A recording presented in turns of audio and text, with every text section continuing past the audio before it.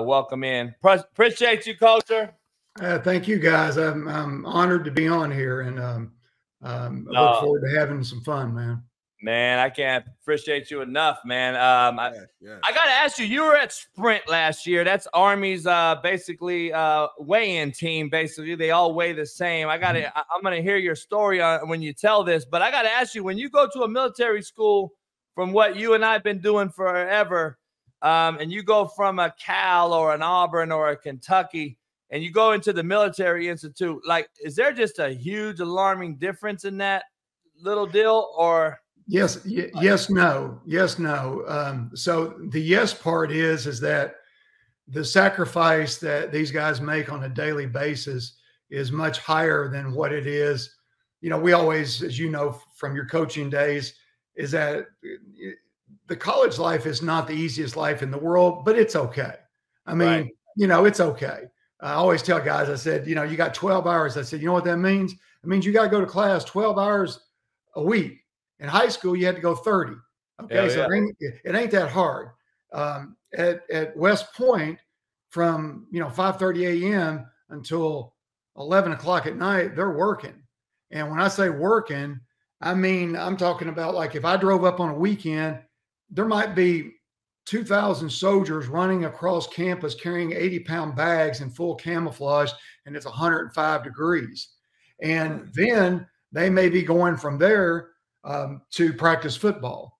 And so the thing that really got me was the commitment, especially with sprint football, because, you know, the varsity, as they call them, the big boys, the regular guys, the ones that can weigh 280 pounds and play football, those guys are different in the fact that, yes, it's still difficult. Yes, it's still hard. Yes, they've got a bitch of a life while they're there, but they've got some advantages too. You know, they're not having to make 178 pounds. We might have a guy that on Monday weighs 190, and by Thursday, he's got to weigh 178. They're also going to go play in front of, at home, say 45,000, 50,000 overlooking the Hudson River. Okay. We're going to go play in front of 212. Okay. And these guys love the game, JB, more than any group of kids I've ever been around. The only reason they're playing is pure love. And that was, for some of the shit that I went through as a coach, to finally, quote, finish with that was beauty. Because I always said this, I never loved the game of football. I really didn't. I love what football gave me. I love the discipline it gave me. I love the competitiveness. I love the fact that I learned that somebody may beat my ass, and if I don't fight, I'm going to fucking get killed. Hell yeah.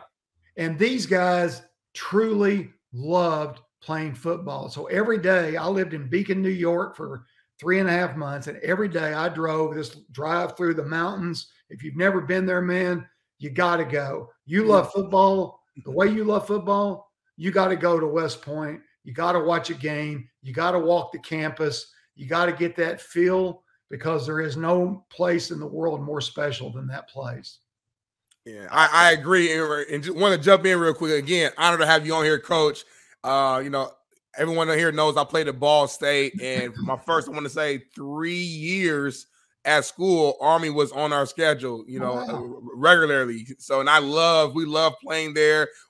Anytime we would go to West Point, we would get it like a day early, and we'd do like a nice tour of the entire, kind of campus there, and learn a little bit about the culture. I remember like some story about the way the players and student body eats lunch there. It's like very detailed. It's a short amount of time. Like it was. I remember hearing the story. I'm like, wow. Like I thought we had it tough. These guys is a whole nother level.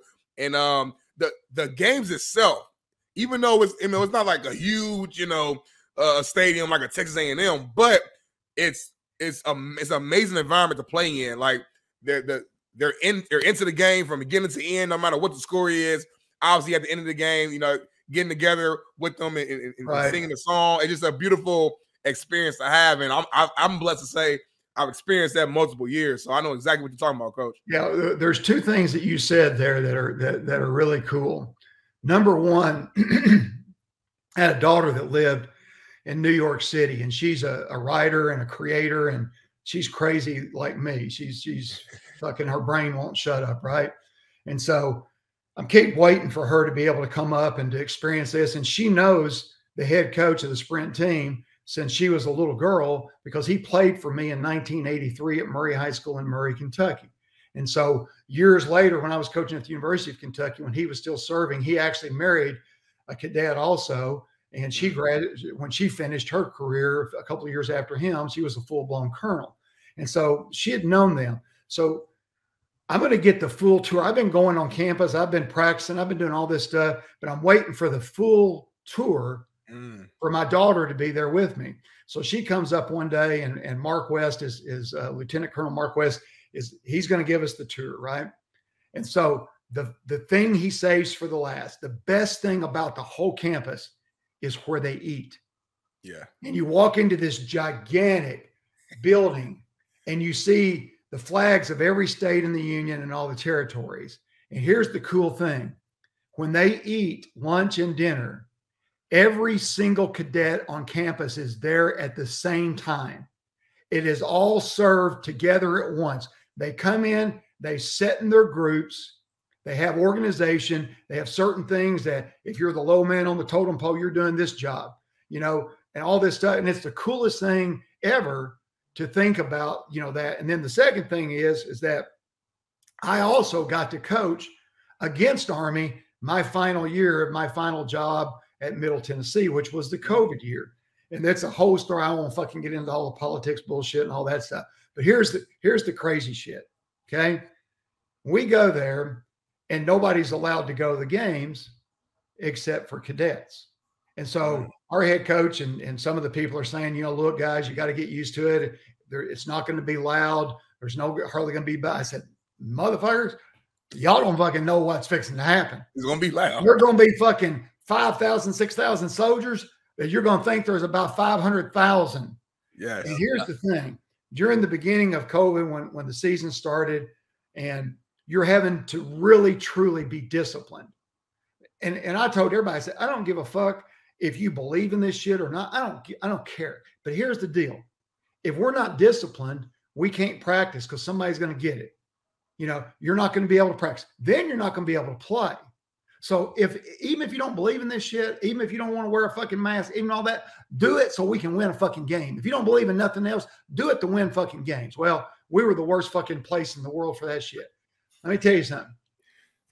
I meet with Mark West the night before the game, right? We're standing out on a fucking place out by the hotel. He's standing 10 feet apart from me, and I haven't seen the, you know, this is my boy, you know, JB, how did, you know, I coached this guy in 83 to 85. He's the first quarterback to almost get me fired. So we got a bond, right? That goes back forever and forever. And so I'm standing out there, and so I'm kind of telling him some of the shit that I'm going through and some of the issues and all this other shit. And he looked at me right in the eye and he goes, y'all are going to get your fucking ass whipped. And he said, because let me tell you about our coach.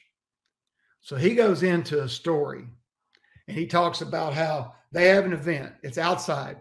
All the military brass is there, higher ups, politicians, etc.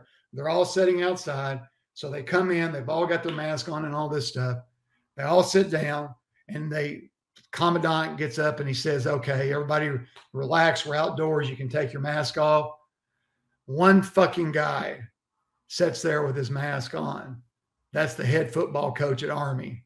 Mark said, we ain't had one fucking kid test positive on the big boy team getting your ass kicked. Well, we got the fuck beat out of us. And I was never so proud to take an ass whooping in my life, because I said, you know what? These guys get it. Yeah, these guys understand. This is leadership. Now, Jeff Monken might not have believed in any of that shit, but the one thing he knew, positive test, you ain't playing. Okay, guys, you understand what we're doing here? We're all together as a group. Here's the coolest video you ever want to see in your life. Army beats Navy that year. Biggest game in football, right? The Army-Navy game is, you can say all the shit about everybody else in the world. Army-Navy is it, right? That game is over with. You watch the film in the locker room. So they played an entire game out on the field, right? They're celebrating like crazy in the locker room. every single human in the locker room has a mask on. Because again, it ain't about, to them, the politics. This is about fucking discipline, guys. This is about real shit. And this guy taught me. So my year up there, JB and Smitty, my year there, what I learned more about leadership working for Lieutenant Colonel Mark West for 1 year for free. Because I did this because I never served. And I told them, I said, this is my opportunity. I'm from I barely missed the Vietnam deal, right? I'm 1 year behind that deal. And I always felt guilty that I never served. So I'll go up there and I do this deal. And man, you talk about the value of life that I got from that. Shit, there wasn't enough money in the world that I couldn't, what I learned from those guys. Hey, Coach, and you mentioned something that I try to talk to my young Padawan here, Big Smitty. I'm like, so you mean to tell me there was actually hierarchy, huh? Fucking hierarchy. That means but we're trying to put these 17, 20-year-olds on the same goddamn level as a 50-year-old veteran coach. It blows my fucking mind. I don't get it, but that's our Smitty and I's debate every day. And that's that young versus old, which is a good, I think, thing to have the debate. Because you know me, I think disagreements create great conversation. But listen, you've done it all. And I was like, somebody called me. I said, hey, I'm gonna have Coach Franklin on. He goes, he's at Army as the OC. I go, no, he's not. They go, yeah, he is. I go, there's no fucking way Tony's running triple like goddamn Army. I said, the Army in fucking 10 personnel, quads and doubles and trips. There's no fucking way. Well, you know what's funny is people always think of me. They go back and they say, you know, because I was a high school coach for 16 years. And I always tell everybody, they say, well, how do you go from high school to college? I said, well, there's a few ways you can do it. The best way is to have your daddy be a fucking coach. Because if your daddy's a fucking college coach, you're in. Now, you may fuck it up. It's pretty hard to even fuck it up, but you're in. My daddy wasn't no coach, okay? So how I got in was there was this unknown guy, this guy by the name of Hal Mummy, sitting somewhere up in Mount Pleasant, Iowa. And I had a couple of slow receivers when I was the head coach at Callaway County High School in Murray, Kentucky. I called a guy in Texas, a friend of mine. I said, hey, I got two slow guys. They can't run for shit, but they can catch the ball and they want to play college ball. And he goes, call this guy named Hal Mummy. He'll take anybody. So I got in my car and I drove 10 hours to Mount Pleasant, Iowa. And I met this guy named Hal Mummy, and I met some old raggedy ass looking guy named Mike Leach. And I left there, and those two kids looked at me and they said, Coach, there ain't no fucking way we're going up here to play football. And then the next year, though, I had a quarterback that actually went.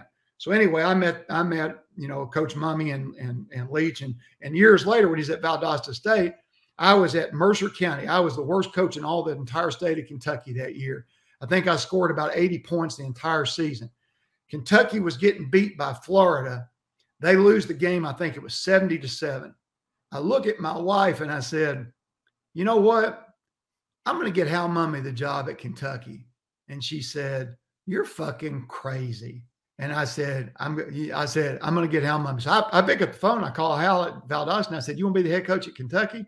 And he goes, yeah. Because Hal was confident. He fucking thought he was the greatest thing since Slay. He said, sure. I said, well, I got a plan. I said, send me all your shit. And this was back in the day where you mailed shit, right? So I get his shit FedEx and I started a plan. I pulled off a miracle. I'm able to help the guy get the job.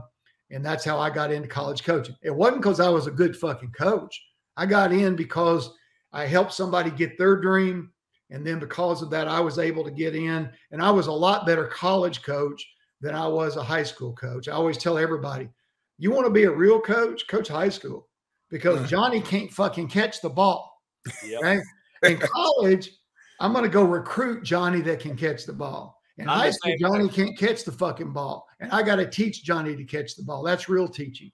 Hey, I said the same shit, Coach. I tell people all the time, coaching is teaching and teaching is coaching. I said, I don't care what you say. I said, it's a lot harder to coach 200 fuckers on the football field than it is 30 in a history class. I'll tell you right now, history teacher, go try it. But they don't ever listen to that shit. You're just the jock and the asshole out there yelling. But I try to tell him, it's funny you said that. My dad was a mechanic. I never had to coach either. And I never GA'd. So I was the outlier. But guess what? I made everybody need me. I didn't need them. Oh, yeah. Nick, you need a fucking 3 technique, huh? And you need some classes? Oh, you call JB. See, that's how I got my name in the deal. So, like, it's funny. I was talking to Lane and Sark not just the other day. I was like, come on my damn show, motherfuckers. And I've known him forever, right?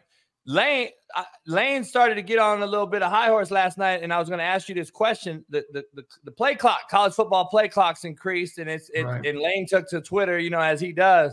And where's your take on this play clock deal? Because Lane's like, listen, college football has enough issues right now. Why are we throwing a new deal at us right now when we got other shit to fix? Because the original clock issue last year wasn't broken. Right. So and then I've seen guys go to it and it's like, oh, suck it up, all the Twitter gurus out there. Right. Where are you at with the play clock deal and the increasing of the game when well, I think here's the thing is that by not stopping the clock on a first down now to move the chain, so you're basically, depending upon your crew, 8 or 10 seconds, something like that. By not doing that, you've shortened the football game because there's less plays. If I coach defense, I fucking love this rule. I'm like, finally, fuck y'all, this thing's going to be now a 55-play game instead of an 85-play game. Saban's happy as hell, I bet. There's no doubt. And here's the thing is that I always tell everybody in coaching, we can all bitch and gripe and complain, and most coaches do, especially, in my opinion, the way coaching works, high school coaches are the best. College coaches were second. NFL was the worst. Okay. Yep. And the reason is because, again, it's the fucking teaching and the talent and all that stuff. But the biggest prima donnas are Power 5 college coaches who bitch about everything, complain about everything. They even say they got a hard job. I say, you don't fucking even know what a hard job is. I mean, here's the thing. Most of you guys have never fucking really worked. You think being a GA was work? Yeah. Let me tell you something. Go teach fucking 5 history classes. I still opened the weight room at 5:30. Yep. I still had to teach 5 classes. I still had to make a fucking game plan. I still got my 66 Chevy truck and took Johnny home after practice, had his mom and motherfuck me, when I showed up. Yeah. And I said, you have to walk and get across the street, coach, at the damn street light. Yeah, exactly. And then I made $28,000 a year. So you pay me my last job, I'm making $330,000 or $40,000 for coaching Middle Tennessee. At Cal, I'm making $600,000. Are you fucking kidding me? And you want to say this is work because you got to get a rental car? I mean, give me a fucking break. I'm at Auburn. I preach this shit every day, coach. I'm like, go coach JUCO, motherfuckers. Yeah, and JUCO's got to be harder than high school because you're fucking doing. And JUCO, if you're a good JUCO coach, you're probably doing the fucking work. Yeah, it's bar none, coach. The hardest. There ain't no question. Hey, so let me get into brass tacks here. The NFL starts tonight, and one of your former guys, Jarod Goff, is taking the field. You had him at Cal. I think he threw for damn near 5,000 yards under your tutelage. I've said I think he's a big-time top 10 ball spinner, top 5 ball spinner in the NFL right now, in my opinion. Does he have the it factor to get a playoff win and get the Lions to the next level?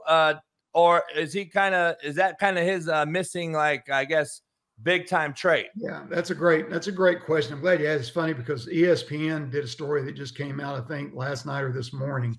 And the writer did a really good job of kind of going back and looking at his history. I'll tell you, JB, two things. Number one, when I watched this film, we were leaving Louisiana Tech. Sonny Dykes was the head coach, and I was the OC. We just averaged 52 points a game. I'll tell you, we were fucking good. You talk about good now? We were good. You remember Quentin Patton? That played, Quentin was a KC JUCO guy. He played both sides of the ball, every fucking snap, and punted, right? He caught against Texas A&M that year at A&M. He caught 23 balls for 260 yards and 4 touchdowns. We lose 59-57 the year Manziel wins the Heisman.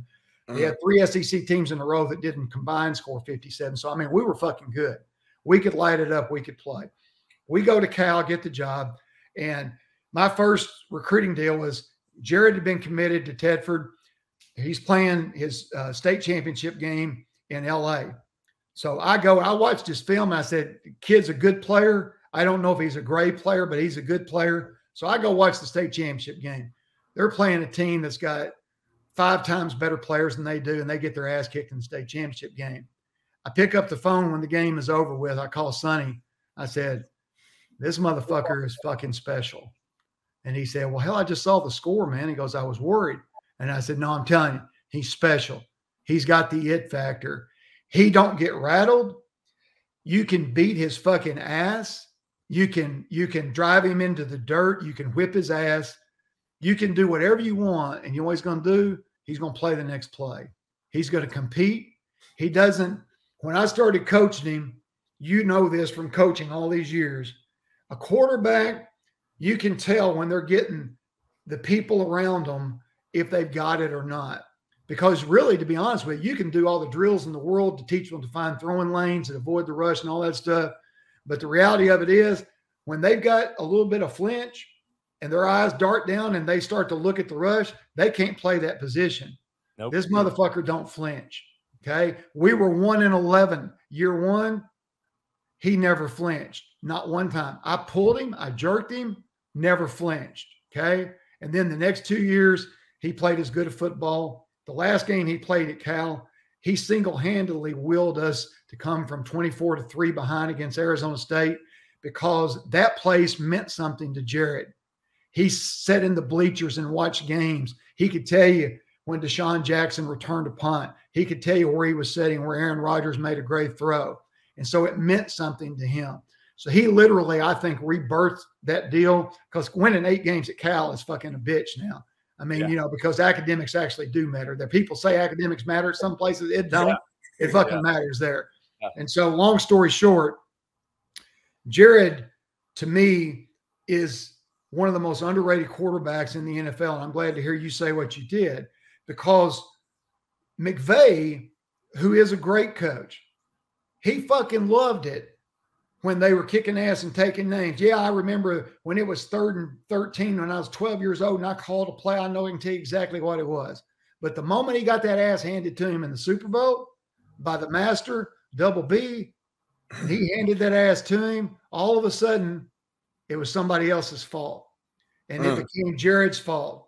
And I watched Jarod, his last game you'll love this. Both you fucking guys will love this. You may not remember it. They're playing the Packers. They don't even start him because he'd been hurt and they're fucking like being a bitch to him. So they don't start him. Well, the other guy gets hurt the first fucking like series or so. So Jarod goes in, he's playing and he's playing pretty good football. Somewhere during the game, he dislocates his thumb on his throwing hand. Yeah. Now, you know, you've seen a million dislocations. What do? You run to the trainer, he finds it, and he jerks that thing back in. How many times have you ever watched a guy playing a skill position, maybe not any of them, go down, jerk it himself back into place, not miss a fucking play, and go play? That's a baller, okay? Yeah. And then when that season's over with, you want to fucking still throw him under the bus, and you want to fucking, you know, do – and I understand it's a business. I don't mind that. Stafford did a good job, good player, all that stuff. But for Jarod to go to Detroit now and to have a chance to do what he's doing, I think he's a really good football player. And I'll tell you the other thing you'll like, you know, my family, my old family, my hometown, and then Mayfield High School in Mayfield, Kentucky, saved me as a football coach, as a human being, as a man. In 1993, they gave me a job. And I learned how to win, JB, for the first time. Smitty, I learned how to win. I know how to fucking win. Those people taught me how to win in football games. And they were hit by tornadoes. In my neighborhood, there's 50 homes where my brother and my dad lived. 40 of them were completely blown to smithereens, including my brothers. And all the world sees this. Mayfield's completely destroyed. People dead everywhere. Jarod Goff donated tens of thousands of dollars and nobody fucking knew, okay? None of that money went to my family because my family, they were fine. But there were people in my hometown in Mayfield, Kentucky that weren't fine. He didn't fucking stand up, look at me. I'm writing this check. Everybody watch me do this shit, you know. He did it anonymously, okay, because he cared about his old coach. And that's the type of human being that dude is, man. You know, my good friend, not to cut off Smitty, my good friend's the head coach at Ventura College. You know Moose? Oh, yeah. Yeah, I knew Moose when he was at Feather River. I went and saw him at Feather River. Wow, that's a lot. That's up in the fucking that's in the nestled up woods now. That's up there where them hunters, if you see one of them, watch out because he might be hunting you. Hey, and you know, that's a crazy story. I could tell JUCO stories forever, but when Moose was at Feather, I'd go up there and fuck with him, and I'd drive up from LA. And, you know, you go up in Feather Rivers in the goddamn Sierra Nevadas, which is like, so you get up there and you see this small ass school, and I'm like, wait up. So this reminded me of a Kansas JUCO because they could have out-of-staters legally where the other LA or California JUCOs could not. And I get up there, and I saw 300 fucking dreadlock cats running at me with gold fronts. And I'm like, South Carolina. We're in the fucking forest in the Sierra Nevadas. Where the hell are you coming from? These motherfuckers are from Miami, Deerfield Beach, fucking. I'm like, wait up. And I get up there, and they're like, no, we could have out-of-staters. And I'm like, what? He goes, yeah, we got dorms. I go, well, no wonder you're fucking winning, Moose. And it's crazy because that's an hour and a half north of where Aaron Rodgers and Butte College is. Oh, yeah. That's up the fucking sticks. And people don't realize. But when he was with, Smitty, if you don't know, we're talking about my buddy's Moose. He's the head coach of Ventura right now. He coached the Cincinnati Bengals wideouts. He coached Chad Johnson, TJ Hoos. He coached Hoos. Yeah. So he had Jarod Goff my point. He had Jarod Goff come out to Ventura a few years ago and dress up in full gear. And they were in their first day of pads. I saw that clip. And he was fucking with his QBs. And Jarod comes out and he's overthrowing shit on purpose, fucking around. Yeah. And they're like, who are you? He's like, I just got here. I just came in and all. And it was a great little video, man. And then he starts. I saw that, JB. And then they found out the deal, but he was like fucking with them, like, and the starting quarterback was all like nervous, like, fuck, man, I'm gonna get my job taken on the last minute. So it was good. It was good shit, man. But hey, Coach, before you get out of here, I gotta ask you. You had Jared Lorenzen, who passed away. Unfortunately, I got to meet him a few times. You had Dusty Bonner at Valdosta, right? Yeah, I had Dusty at Kentucky, actually, and then I had Dusty at Dusty was my quarterback for the Lexington Horsemen. I was a National Indoor Arena Football League head coach and general manager, and Dusty was my franchise, baby. But he went to Valdosta, right? He went to Valdosta after Kentucky. He said he started for us. That's a whole other long story there. Yeah, he got the Harlan Hill. He won the Harlan Hill because I was playing at Fort Hays then. Yeah. He won the Harlan twice. Dusty was special, man. He was a tough dude. Yeah, no doubt. I remember that big redheaded kid, wasn't he? No, he was it's funny. He was so burr-headed. I don't even really know. It was kind of I could see how you could see it being kind of red. I'm going to tell him that you said that. I'm going to say, Dustin, did you know he was a redhead? Hey, we got a couple of minutes before Trent Richardson pops on. Let me ask you this. And I got to get you on here more, man. Let me ask you this, because I know Smitty has a bunch of questions for you, and fucking time is a bitch here. Let me ask you something about this whole deal. I'm on record, Coach, saying that the quarterback position, I'm talking from high school to the NFL, is probably the most athletic we've ever seen in our life.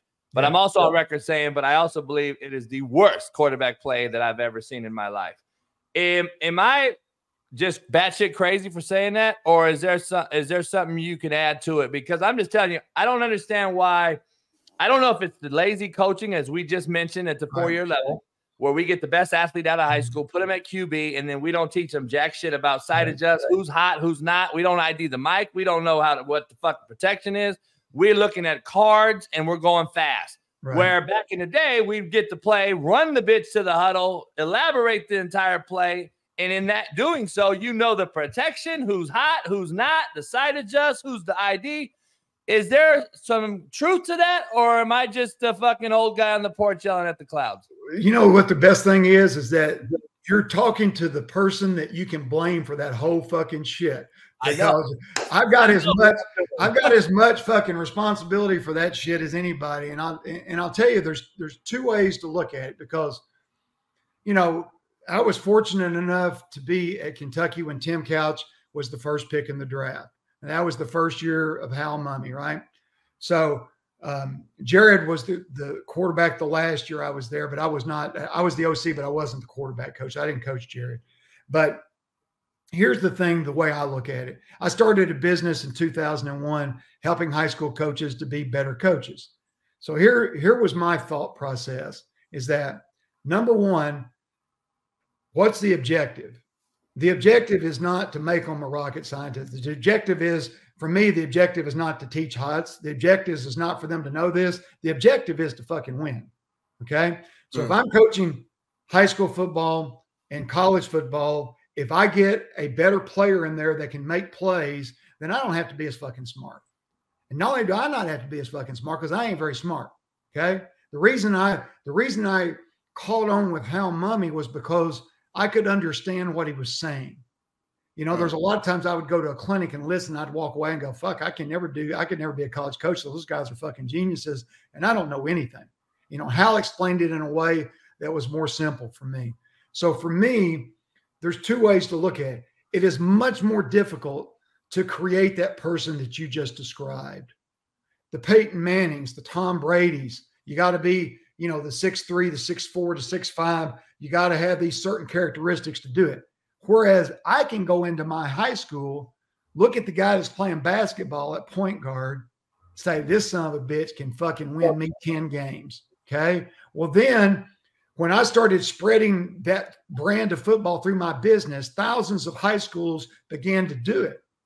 And then what happened is the best player was playing quarterback. So colleges had no choice. Right. Colleges had to go, fuck, we're going to have to do this fucking Franklin shit, fucking asshole. Well, you know, these fucking guys are coming up. They don't know shit anymore, but this motherfucker can play. So the next thing you know is that the colleges are running the fast tempo, the RPO, et cetera, because we did it. I got back into college coaching and I started to fucking make a name for myself doing this shit that colleges wouldn't do. And here's the thing, JB, it was cool when nobody did it. Yes.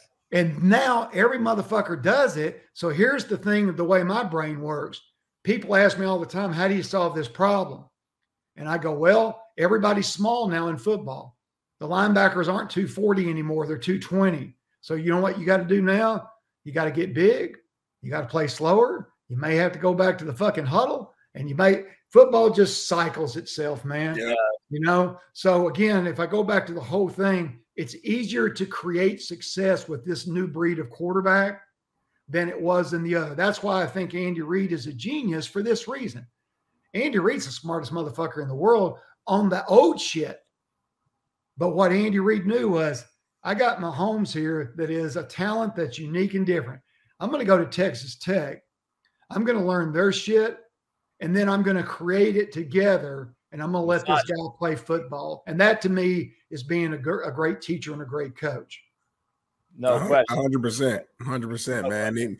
JB and I, like I said, we come on this show all the time, coach, and just argue about that. You know, every time he says that, you know, this is the worst quarterback play, you know, of all time, I always just put my face down and almost lose my mind. But I understand what he's saying from an actual standpoint from his time, you know, the old school typical pocket passers compared to now. But I'm actually opposite. I think the quarterbacks now, this is the best quarterback era of all time. So we're on complete opposite ends. Again, that's the young and old, you know, mentality, I would say. Right. When it's I'll tell you what I think too. I think coaching matters. You know, sometimes people think coaching fucking matters. And so you take, for example, Johnny Manziel, and I know all the other shit. You know, I get all the other stuff. But here's the thing: you put him under the fucking center, and you make him take a 9-step drop and play fake. That ain't fucking him. Right. You gotta let him be Johnny Manziel. I'd be taking the fucker out. You know, what'd you do to beat Alabama? Okay, let's go to that bar. You know, now we'll go play together. Okay? Because to me, it's basically coaching is adjusting. It's like JB coaching at a Kansas JUCO, you got to do some shit. Now you throw him at Stanford and make him the head coach. He might do some shit, but it won't be that shit. It'll be different shit. That's good coaching. Every place they don't know we understand protocols and shit. They just see a guy that they don't know and think that's the fucker every day. Yeah. I mean, it's like, you know, if you've seen some shit I did, people would say, who the fuck is that? My children would go, Dad, that's not you. I'd say, well, there's a fucking monster you ain't seen, you know? And, but some of the other guys I've coached, they've seen that fucking monster. Yeah. This guy right here, coach, this guy right here, we got to add in here real quick. This guy he wants to run the ball, coach, down your throat. Hey, you know what I mean? Let me tell you something. Everybody thinks, you come from quote air raid. I hate that fucking name, by the way. That people associate me with that because I was at one time. You know what I want to do? I want to win. And when you have Trent, you know how you win? You hand the fucking ball off. Okay. And here, the year that we averaged 52 points a game at Louisiana Tech, people don't understand this. We ran for 228 a fucking game. Hell yeah. We had Kenneth Dixon that ends up being the all-time leading touchdown runner in football, okay, at Louisiana Tech. And I handed that bitch to him. Now, we also threw for 370, but we were playing pretty fucking good football at the time. Hey, you're a legend, coach, man. You're a legend. You did it all, coach. You did it all. And before you go real quick, I got to ask you, coach.